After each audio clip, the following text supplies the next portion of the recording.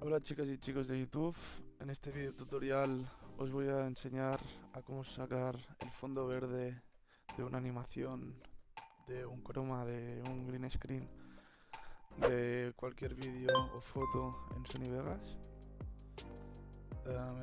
En este caso estoy usando la versión 18 de la Pro, del Sony Vegas Pro.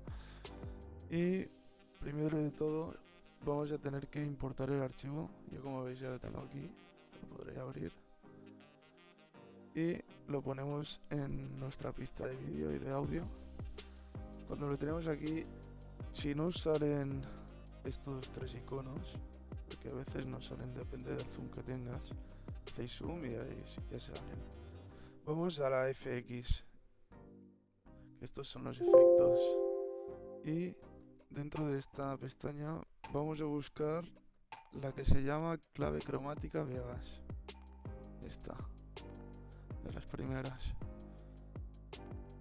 La añadimos y aceptamos.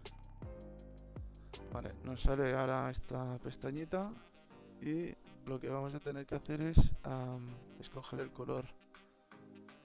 Para este caso aquí hay esta herramienta, pulsamos y pulsamos el color verde o azul. Normalmente son verdes o azules los cromas.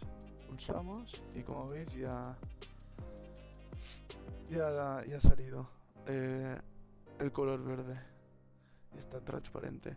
Si no os queda bien, siempre podéis mover el umbral, tanto inferior como superior, pero en este caso, si lo dejo así, queda bien. Así que si os ha gustado el vídeo, dale like, suscribiros y nos vemos en el próximo vídeo. Adiós.